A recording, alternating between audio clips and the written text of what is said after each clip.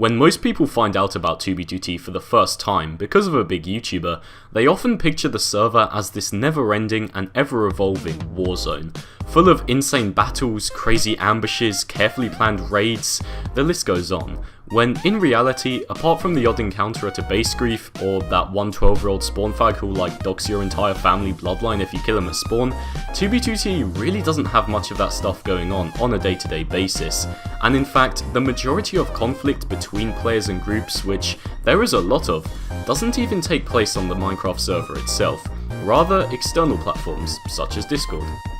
In my opinion, it's a real shame that this entire side of 2b2t is never really seen by the general player base.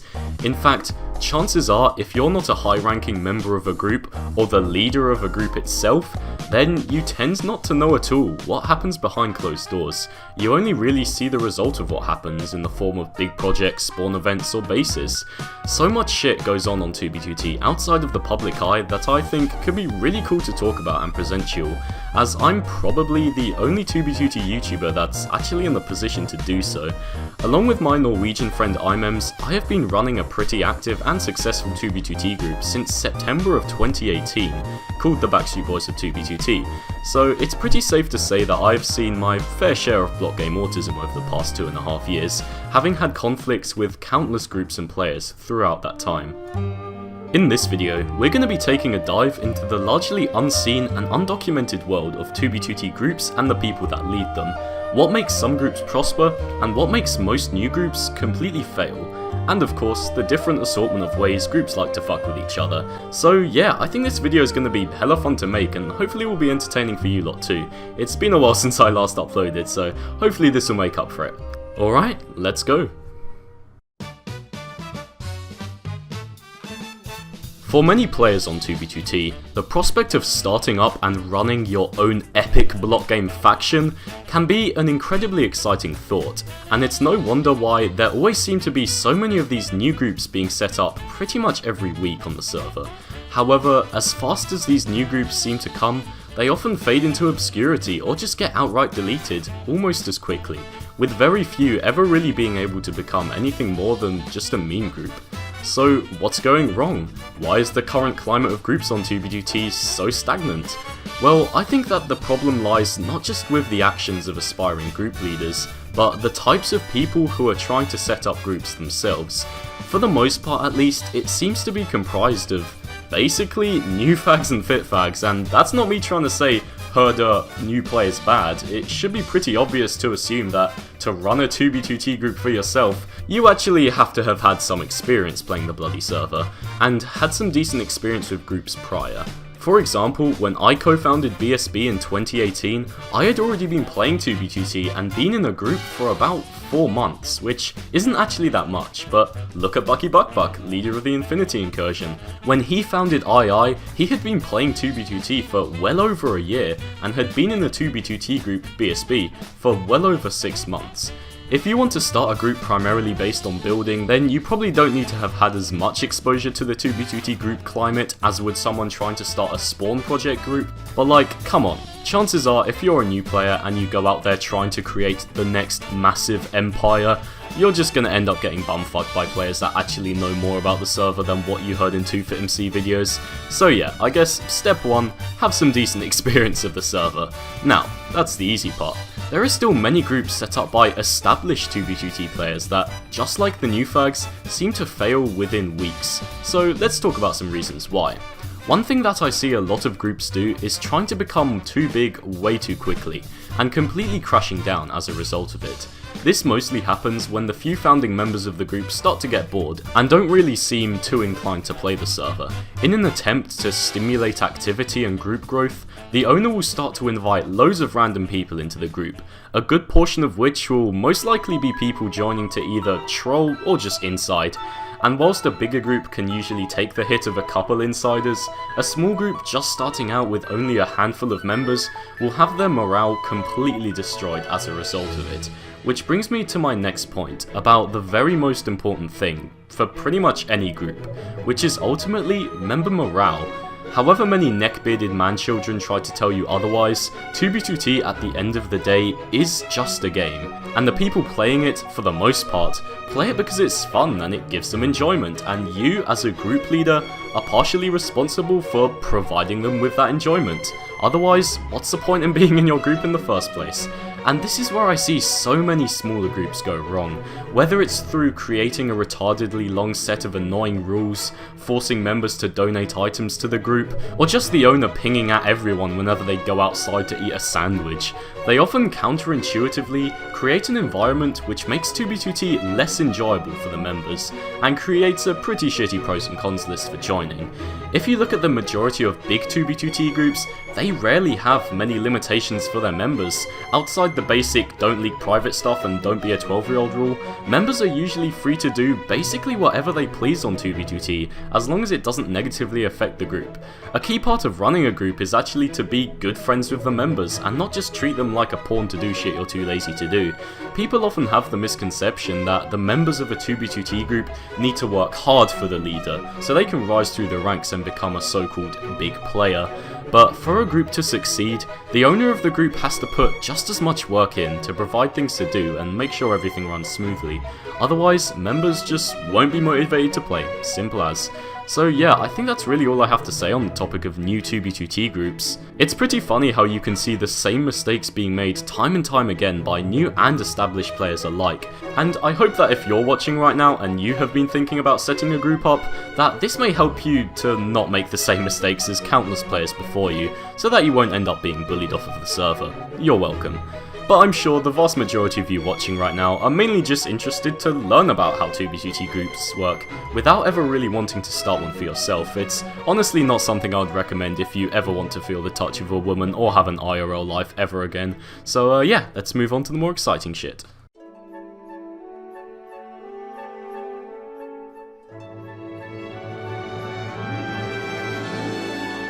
Just like in the real world, for as long as there have been groups of players on 2b2t, there have always been conflicts between them, and unlike the real world, where these conflicts are usually over like oil or which religion lets you marry the most underage children or something, on 2b2t it usually boils down to people just being bored and wanting to mess with another group for fun or to get some cheap clout. But it can sometimes escalate to the point at which two sides seriously dislike each other, and that's when stuff gets interesting. Whether it's anything from simply spamming in chat and killing enemy group members at spawn, all the way to hardcore insiding, blackmail, and even sometimes bringing block game conflict into the real world in the forms of doxing and ratting, if you can think of a method to try and one-up someone on 2b2t, whether it's ethical or not, chances are that someone's already tried it. And it's this kind of dedication, this kind of edgy neck-bearded ruthlessness that, like many things, is incredibly unique to 2b2t, and is really interesting to be a part of.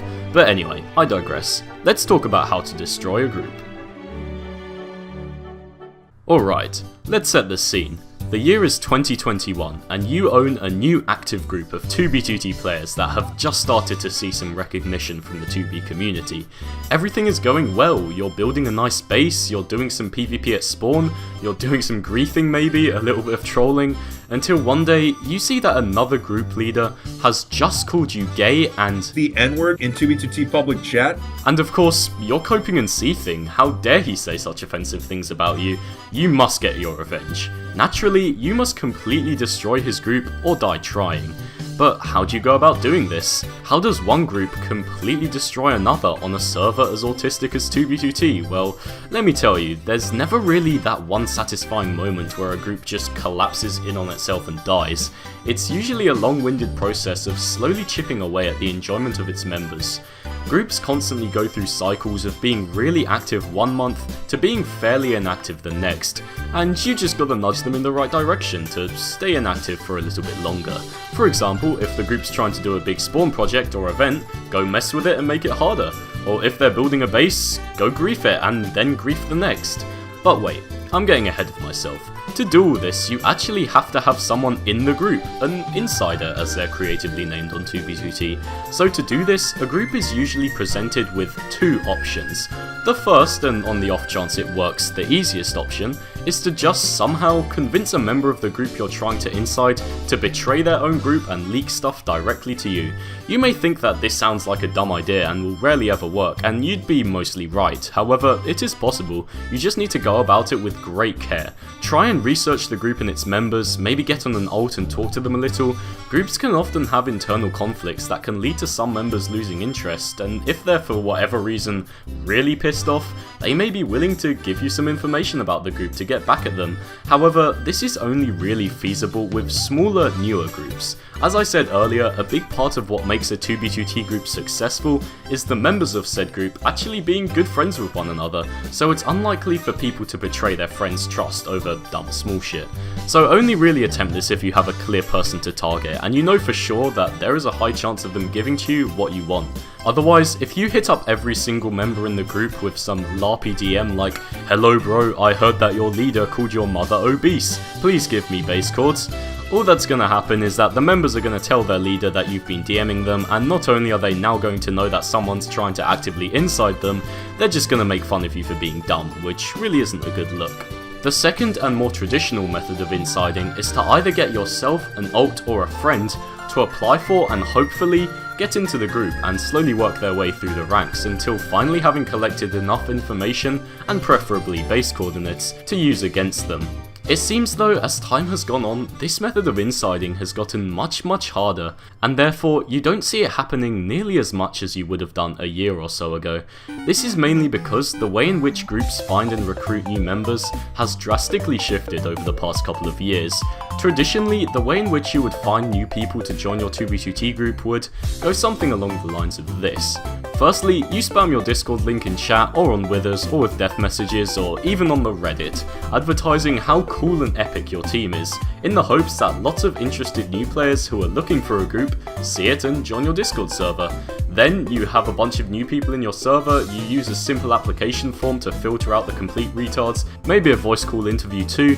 Then you would most likely set up a bunch of recruit bases to test the abilities of your new recruits. And of course, being that these were recruit bases, they would quickly get griefed by shit tier insiders who would then big them up to be your main base on the subreddit. And by doing this, you could fairly easily get a sense of who the good members were among all the new fags, and those are the people who would move up the group ladder, if you will. And this is great and all, especially when you got lucky, you could get some really awesome spawn bases out of it. However, these recruit bases could be pretty costly.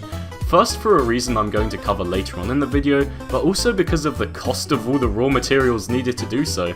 Luckily, back then, 2b2t had just experienced the biggest dupe in its history, the chunk dupe, followed by a ton of donkey desync dupes, so this didn't really matter. However, now, a few double chests of building materials can be fairly valuable to a group due to the fact that there hasn't been a good public dupe in over a year, and most people are pretty poor right now. So now in 2021, many groups have realized that this old method of recruiting is very inefficient. You see, going back to what I was saying earlier about only the half-competent, not brain-dead people being able to progress into the group, the rest of them, all the new fags, fit fags and children, would just essentially be told to go elsewhere and would end up just leaving the server. And this, my friends, is a huge waste of potential. And so groups have come to realize that instead of just casting these undesirable new fag members aside, why not continue to use them to benefit the group at little to no risk, but in a way that still allows for the odd half-decent member to be noticed and invited higher up into the group. And this may sound like a difficult, if not near impossible thing to achieve, but that really isn't the case, hence the Spawn Project. For the entire lifespan of 2b2t up until about 2 years ago, big spawn projects were few and far between, usually only reserved for incursions and YouTube invasions. However, nowadays, there seems to be a big project going on 2b2t basically every day, and this is no coincidence. Whether it's water cubes, massive walls, spawn logos, clearing terrain, or even paving highways, projects like these are incredibly good for recruiting new members due to a myriad of factors, including the fact that they are fairly immune to insiding, are a great way to find out who is hardworking, usually only require a bunch of obsidian to accomplish, and of course allow for recruits who would previously not been able to contribute to anything to now help accomplish the group's goal. And this is great. throw a few meaningless Discord ranks in there to help create a fake sense of succession, and bang, you have a perfect way to grow your group and get your name out there at the same time. Whilst as a group leader, you'll probably have a fairly good idea whether or not someone's going to make a decent member, only after a few times in a VC with them. You don't want to let them know, of course, as it will ruin the entire thing. You need to create and maintain an environment where any new fag and their mum can join and help out with your project, all the while thinking that if they work hard enough and contribute enough, that they will be able to progress into the group, when in reality, they're only really ever going to get anywhere if they're mature and chill to talk to in VC, because at the end of the day, groups are just friends who like playing block game together. If you want a really good example of this, then take a look at the Infinity Incursion. They basically pioneered this whole concept of turning would-be rejects into useful slaves, and were pretty much the biggest, most influential group on 2b2t during 2020 as a result of it. And although this was partially contributed to by the perfect storm of having everyone stuck at home and willing to sink hundreds of hours into Minecraft, due to the whole funny 2020 thing, not mentioning Backy Backback and the Infinity Incursion's role in basically revolutionizing this big part of how 2b2t groups work in 2021 would be incredibly unjust. But anyway, back to what we were talking about, insiding. The reason why I say it's much more difficult in this day and age is because with this new way that groups tend to go about recruiting, there is a much stronger focus on grinding and hard work, if you will. Before, as long as you were a good builder and had some decent social engineering skills, then it was relatively simple to inside groups. It was still a lot of work and took a significant amount of time. However, the type of person that tends to enjoy insiding does so because, you know, they enjoy it and they don't mind spending time doing these kinds of things like social engineering 12-year-olds. Now though, you may have to spend tens of hours doing some repeated task in Minecraft just to get noticed. And this can be incredibly boring and just make it not worth it for someone to do, just so that they can blow up one shitty dirt shack. There is also the possibility that the person you get to try and inside a group may just end up befriending the group's members and no longer wanting to inside, which just makes the whole ordeal a huge waste of time on your end. However, let's move on and assume that a group has successfully managed to infiltrate another group. What now? Well, it's not actually as simple as just going off and BDSM cock and ball torturing their base, because this really would be a big waste of an opportunity, because getting the insider into the group in the first place was incredibly hard. If you try start from scratch all over again, well, chances are that the group would have learnt from its mistakes and made it a lot harder for you to do so. So why not try and deal damage to the group, whilst not making it seem like your insider is the one causing it? And there are a few ways to do this. For example, a commonly used one is just to wait until the group invites another couple of people to whatever base you want to grief, and then when you rock up there with your TNT in hand, the group's probably just gonna assume it's one of the newly joined members who leaked it and kick them out instead. Or you could wait until a trusted member is logged in at the base, then go there with an alt account and just act like you're a new fag who randomly came across it. Then when you grief it, you can make it seem like this person that they believe is a random new fag that just so happened to stumble across their base just leaked it or something. Even spam the chords and chat with your alt when you're close to getting there so that it's more believable. There really are many ways to go about it. Okay, so now that we have spoken about how to get away with insiding and griefing a base, finally let me tell you about one of the most important and best ways that groups can win a quote-unquote war on 2b2t. And this is something that I've never heard be mentioned to the public before, but at the same time it's something that almost every successful group does really well. And I really don't want to sound too larpy here when I say this, but I'm sure you have all heard the common phrase, history is written by the victors, and this actually applies fairly well to 2b2t. Not really in the same sense of actual history, but more in the sense that whoever is winning and on top in the eyes of the public tends to be the one who comes out on top overall. You see, a large amount of the wider 2b2t player base don't really have the time to live on Discord 24/7 like me, and so they tend to know much less about the day-by-day events taking place on the server. You know, like which group did this, what's the current big meme, what base just got griefed, what's the latest weird exploit, that kind of thing. And so they usually just rely on the Reddit and YouTube videos to tell what's going on, and oh boy, can you use this to your advantage. By uploading videos and posts to these sites of your team blowing up another group's bases and killing their members at spawn, you can seriously hurt their reputation in the eyes of 2B2T pop culture. This is if you can actually make the content good enough to the point that it gets pushed by the sites you're posting on, of course. This is also why earlier when I was talking about the benefits of big spawn projects, I said that what we are talking about now, publicity, was one of the biggest reasons for their importance. Because spawn projects are an insanely good way of getting your group's name out there nowadays. Nobody really seems to give a shit for more than 10 minutes anymore about any awesome looking group bases that get shown off, and people don't usually care about any bases that you're flexing about blowing up because it happens all the time. Whilst spawn projects, for some reason, they are basically the massive dick measuring contest for groups nowadays. That's really all they are, an easy way to motivate group growth and activity, and most importantly, what gives the most publicity. Who can build the biggest logo? Who can get the most online child slaves to play Obsidian or whatever? That's the stuff that gets you noticed in 2021. None of these big projects are ever done because of what they are said to accomplish. You think the overworld water cube was actually built to stop new fags? No, of course not. It made it easier for new fags because it makes you spawn on the convenient obsidian roof. And look at the horizon wall, a thick layer of obsidian surrounding spawns, stopping all new players in their tracks. No, obviously not. People are just gonna dig fucking holes through it and wither it. And the groups that build these projects, or the leaders at least, know this fully well. I know they play 2B2T, but they aren't completely brain dead.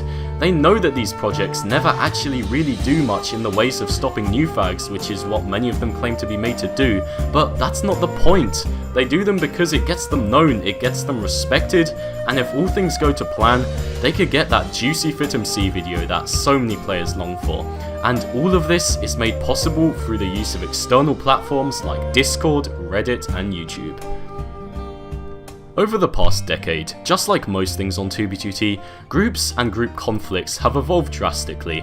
From the days when conflicts never really got past edgy teenagers shouting the N-word to each other in chat, to the golden age of massive spawn battles from 2016 to 2019, to now when the traditional means of PvP and griefing are all but meaningless without some kind of online presence. 2B2T has gone from a server where players would rarely talk to each other outside of Minecraft to a server that has basically become its very own fucking social platform in conjunction with Discord. And I'm sure that players in another 10 years from now, if the server's even still around then, will look back on us and think the exact same thing. But who knows, on a server like 2B2T, where the only thing constant is its map, and the only thing decreasing is the average IQ and age of its players, only time will tell. Thanks for watching.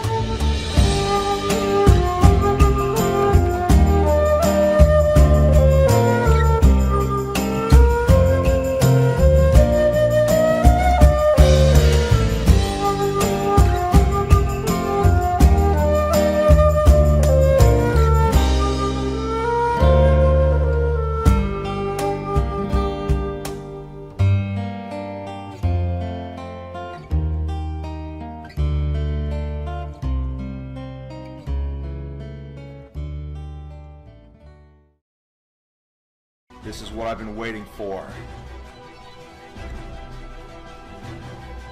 Let's go. Whoa! Oh no! Oh my god, you stinky Russia. How dare you kill Kingfish, stinky Russia.